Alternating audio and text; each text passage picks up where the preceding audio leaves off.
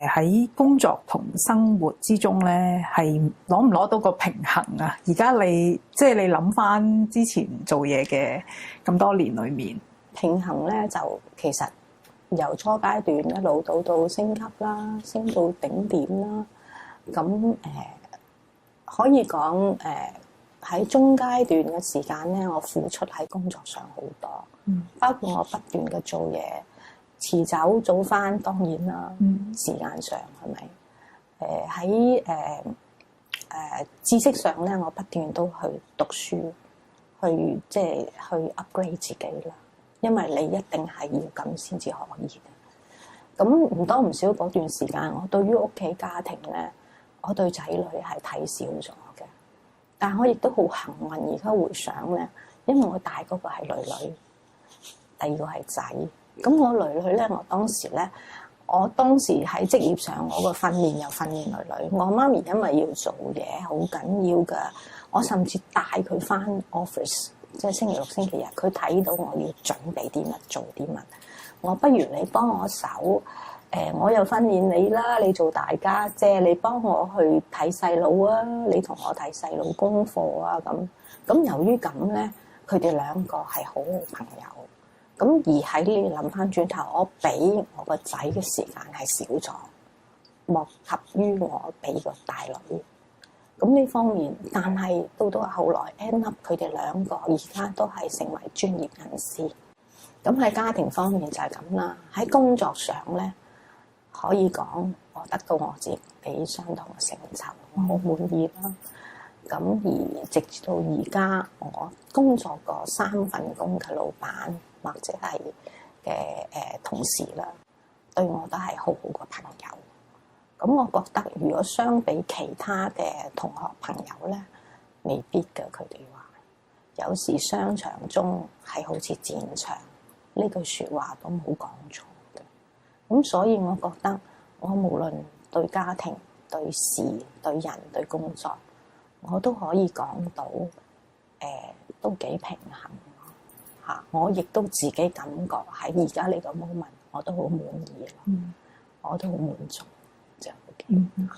咁如果諗翻轉頭啦，俾你再一次機會啦，去翻你以前做嘢嘅時候，係啊，俾翻你諗翻，有冇啲位你覺得如果嗰陣時可以有啲唔係咁樣就好啦，咁樣會唔會有呢啲嘢可以分享下咧？其實去到目的地咧，即係去到我升職最後定點都一樣，視乎你會快定慢。其實我喺我係中間停咗一段時間，為咗家庭，我再去讀書嘅。所以我係35歲我先攞到我嘅 Bachelor Degree。咁如果我能夠可以早啲行到呢個目的地，因為喺之前我係由於經濟上困難啦，我係大女，我要顧屋企。咁再加上我自己2個目標，第一就係要去讀書先至可以脫貧。第二個目標咧就係我要將我生活早啲建立我嘅家庭。咁你有咗穩定咧，你先至有個目標去拼搏。咁喺你嘅事業同埋生活上面咧，你覺得你最重要嘅決定係乜嘢啊？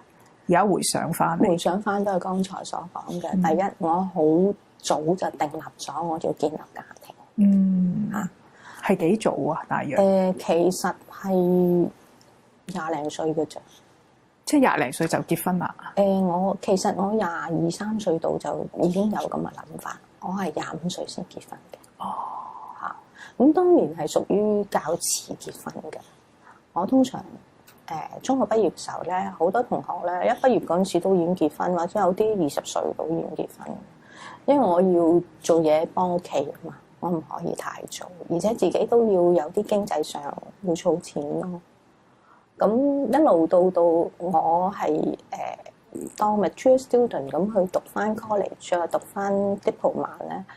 直至到我仔仔係2歲，我先可以正式入翻去，即係讀書咯。我中間段時間我係停咗職去讀嘅，我好大決心，因為我中間要儲錢啦。第二，我都要即係安排定屋企啦，咁所以我先至可以全職去讀書。喺我當年讀 college 嗰陣時，一個教授係 UCLA 嘅，佢咁啱咧就嚟到香港，佢就講兩課書，到而家我都非常深刻。佢當時引入一個叫 action learning， 非常好。佢話：如果你唔識嗰樣嘢，你就要觀察。譬如開會，成班叻人坐喺度噶嘛，起碼主任級、中心經理級坐咗喺度。咁你要聽人講嘢，或者你唔識嗰樣嘢，你要細心聆聽、觀察。咁佢講出嚟嘅嘢，佢就會俾你一啲啟示啦。你聽咗之後，你咪可以即時學佢啱嘅，收咗落袋。唔啱嘅，你自己咧就會話：千祈唔好咁啦，咁樣就係錯㗎。你話幾好，咁就好過你去讀一篇書。當然讀書佢有一定嘅必定嘅文字嗰個嘅作用啦。咁就係呢兩個詞 action learning， 我到而家都用。當我唔識用嘅時候，我就要觀察、聆聽，揾出佢嘅問題所在，跟住我就反思。用我自己個有嘅知識經驗去解決。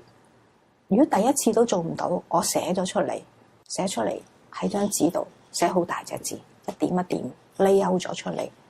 然之後我就話：咦，係咪錯咧？咁啱咧？個次序啱咧？我就係咁樣去矯正自己，一次又一次咁。當你做過呢個過程，你係學到嘅，你自己學到嘢嘅，係冇人能夠話到俾你聽嘅，咁樣咯。